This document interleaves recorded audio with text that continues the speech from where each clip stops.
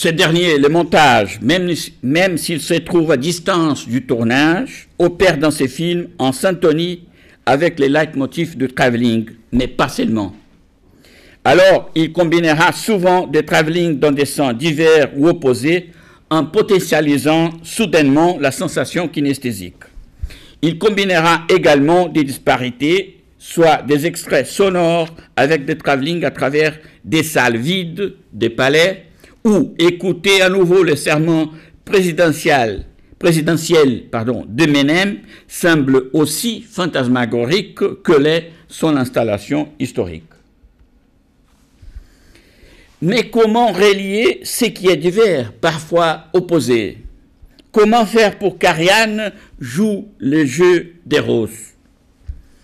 Alors que dans la Hora de los Hornos, par exemple, des collisions ou des liaisons ironiques entre les sons et l'image accentuaient sensiblement des contrastes dont les significations avaient été déjà préalablement éclaircies par d'autres moyens, comme les intertitres ou les discours en direct.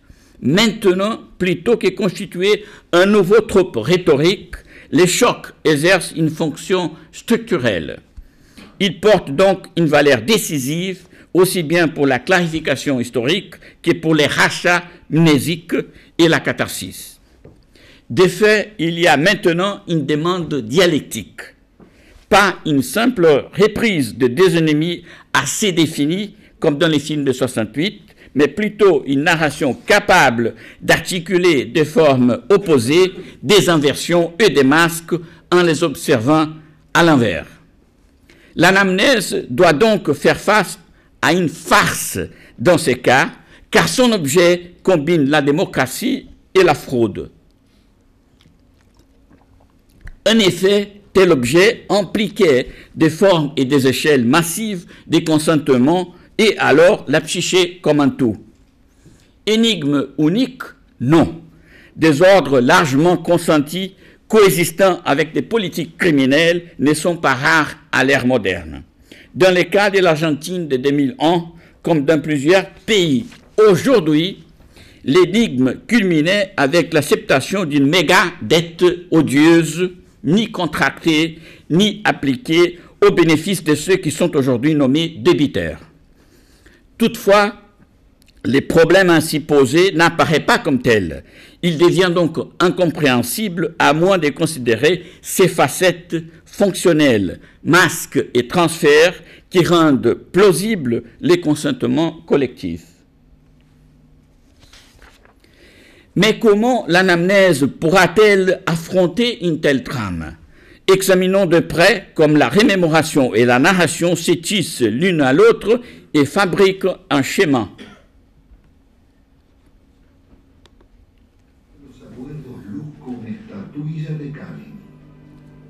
Regalada por el gobierno de Su Majestad en 1857 por el honorable reconocimiento de la deuda. Le travelling à l'intérieur du palais simule dialectiquement l'expérience visuelle de fraudeurs et tricheurs au service des monopoles. Ainsi, les mouvements de la perception tactile devant les tapis, les rideaux et les mobiliers prennent corps visuellement, deviennent autant des sensations du théâtre du pouvoir pour être opposés à des éléments comme des sons qui proviennent des actions directes.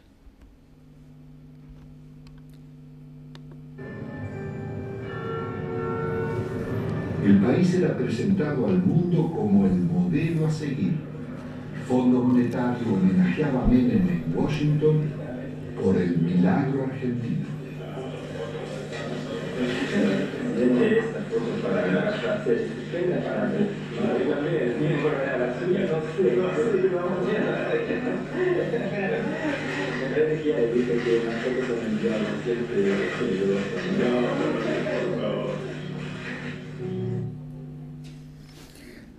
Alors, des nuances, des signes, des détails qui habituellement nourrissent le processus totémique sont ici rachetés et combinés avec les sons de l'offensive populaire.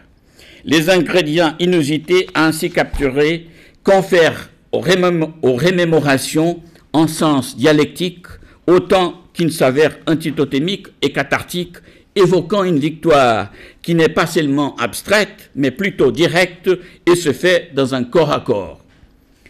La combinaison des sensations du palais avec d'autres qui sont des expressions directes de la lutte des classes produit une confrontation directe équivalente à la synthèse dialectique entre les particularismes sensibles éprouvés dans une prise du pouvoir, même si elle est transitoire, et d'autre part l'universalité de la perspective des travailleurs aiguisée par les affrontements dans les rues. Donc, la synthèse qui en résulte reflète directement le leitmotiv de l'avancée du peuple qui nourrit l'anamnèse et constitue des séquences narratives à partir d'ensembles d'antithèses objectivées apportant fonctionnalité narrative et une précision mnésique aiguë. Des formes esthétiques très effectives en résultent et qui correspondent en outre à une négation concrète de la formule du pacte de Moncloa, selon laquelle le pouvoir de faire de la politique et de décider se trouve dérobé à l'énergie collective de l'action politique directe, cette dernière étant alors épurée, vidée et convertie en un objet de représentation maintenu à distance. La capacité de lutte et d'organisation à partir de l'action directe est, pour le travailleur, sa conquête et son œuvre culturelle majeure. C'est son oxygène des classes et l'origine de son sens de l'histoire et de tout le reste. Certes, le spontanéisme n'est pas la pierre angulaire pour chaque lutte, et le cinéma de Solanas en a lui-même déjà signalé depuis 1968 nombre de ses limites, comme devant un putsch militaire. Los miles de las industrias y comercios que cerraban. Años después, en el invierno del 96, Utralcó protagonizaría una poblada.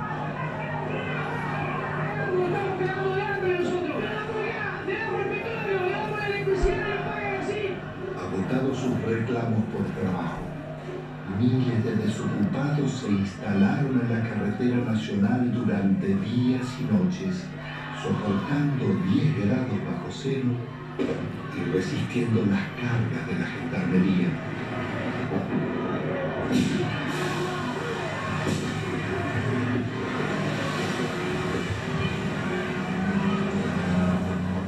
Con una victoria, estaban haciendo el movimiento piquetero y su primer corte de ruta. Contre des ordres stratifiés depuis longtemps et des pouvoirs sclérosés, l'action directe montre un grand pouvoir des négativités. Son énergie surprend, interrompt, suspend et fait exploser les coûts du temps continu administré par les capitales. Elle s'est révélée capable de percer des défenses de l'ordre actuel de vigilance électronique planétaire. Aussi, les découvertes provoquées par l'action directe ont été si décisives pour Solanas qu'elle structure ses 5 films suivants, tous réalisés avec cette clef. Des leçons décisives ont ainsi été posées autant sous l'angle du cinéma que sous l'angle de l'action politique et du jugement historique. Sur cette base, le cinéma argentin a pu surmonter la culture de la défaite et la mythologie de la fin de l'histoire, qui même dans les cas le plus lyriques, constitue une caractéristique généralisée des cinémas brésiliens et chiliens contemporains. Je pense par exemple à Nostalgia de la Luz de Patricio Guzmán. Sur le plan politique, l'action directe a conduit en Argentine à l'occupation de nombreuses usines et entreprises de services, aujourd'hui autogérées par des travailleurs et fonctionnant comme des laboratoires concrets de démocratie directe et de pouvoirs révolutionnaires.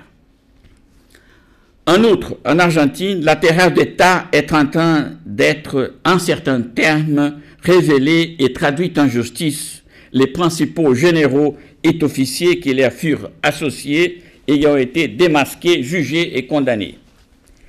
La clé de cette différence tient dans l'exercice de l'action directe, comme acte des souverainetés politiques du peuple, prérogative majeure de la formation sociale et principe permanent de la démocratie nourri par l'expression directe de la perspective des classes des travailleurs. Ceci distingue de façon cruciale les processus argentins des deux autres, tous les deux directement issus du modèle du pacte de Moncloa et qui sont présentés souvent comme des cas de transition démocratique réussie, les Brésil et les Chili. En Espagne, le pacte de Moncloa a conservé l'héritage du régime franquiste, a restauré la monarchie et préservé les putschs contre la République. Il a gelé l'épuration des crimes fascistes et le processus historique dans son ensemble. En Amérique latine, la même formule a garanti l'expropriation de la politique comme droit universel, la continuité du pouvoir des monopoles, la préservation intouchée des hiérarchies militaires et de l'appareil de la torture, entravant ainsi l'épuration des crimes d'État. Les tortionnaires sont dans ces trois pays en liberté et leurs crimes sont protégés par des tabous légaux. Longtemps après la fraude de Moncloa, des Brésiliens et des Chiliens continuent à partir de la farce de la conciliation, d'institutions politiques fictives et évidées, des services d'État excluants et largement privatisés. Ce n'est que récemment qu'ils ont commencé à se réveiller, bien après le peuple argentin, à qui nous devons être redevables des leçons de reconstruction permanente de l'histoire contre les principes de la réalité, de la culture de la défaite, ou contre ceux que Walter Benjamin nomma, face au totalitarisme de son temps, l'indolence du cœur. Indolence aujourd'hui concernant les totalitarismes néolibéral.